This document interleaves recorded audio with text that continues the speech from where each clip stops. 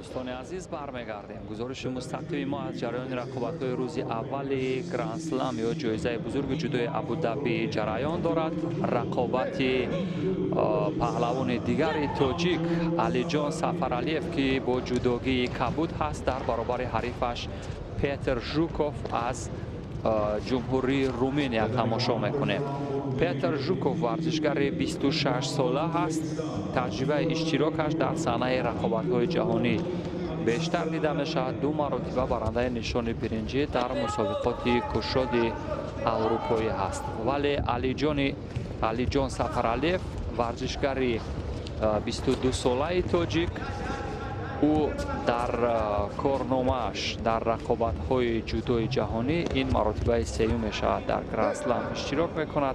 2 مرتبه در مسابقات قطعوی در جام آسیا اشتراک کرده است.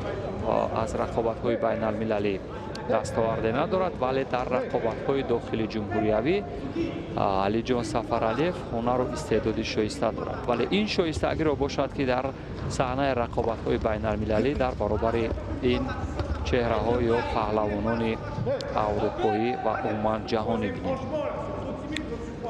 پیتر ژوکوف ورزشگر 26 ساله است.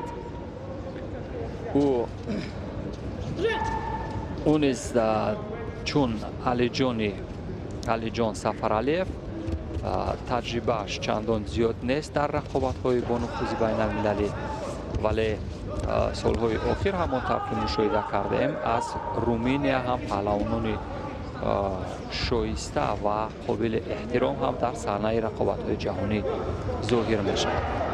در بخش کار در زمین موفق نمی شود پیتر ژوکوف تو از گریبان علی جان برای تسلیم کردن حریف استفاده کنه. به همین ترتیب راهی فرار از اصول حریف را بسیار خوب استفاده می کند. علی جان به همین ترتیب قامت بلندی که دارد علی جان برای گرفتن از همان کمیکات کمر از قسمت پشتی حریف موقع قپیدن خوب و اجرای اصولهای سراپا از مسافه میانه هم بودش موفق تر خواهد بود، چون قامتش بلندتر هست، پایهای درازتر دارد. ولی داور اولین کارت زرد جزا یا شیدو را به علی جان سفرعلیف میدهد.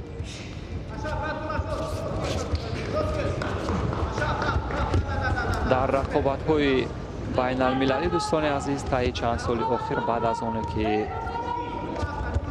درخشش رسول باقیوف را سالهای پیش در صحنه رقابت‌های جهانی مشاهده می‌کرده، طی 2-3 سال آخر هنرنمایی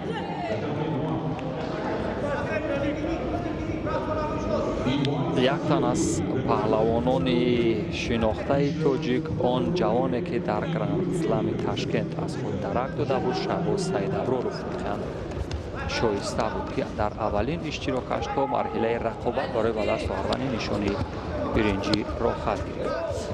به همین ترتیب موقع قپیدن خوب ولی راهی گریز شد.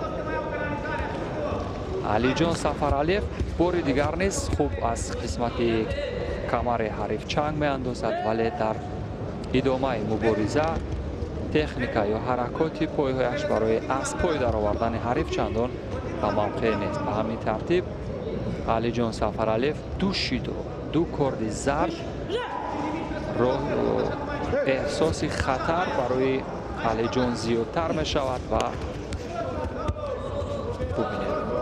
به همین خاطر است که پیوسته کوشش میکند خود را فعال نشان بدهد و تو اینجا هم موفق است. ببینید موقع قپیدن خوب دارد، باید اجرای اصول کند و یک شیدو با ورزشگری رومانیا به سببی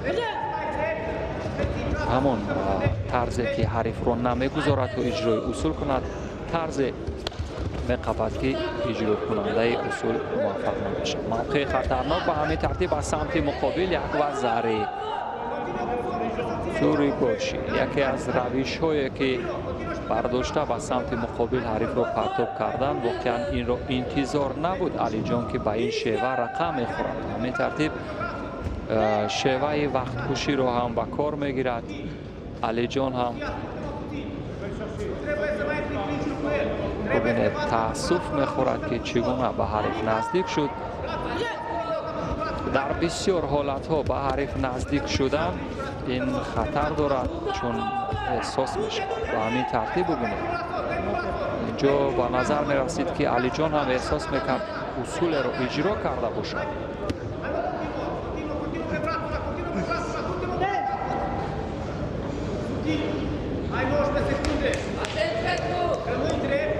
به همین ترتیب برای وقت کشی از هر شیوه مبارزه استفاده میکند پیوتر ژوکوف.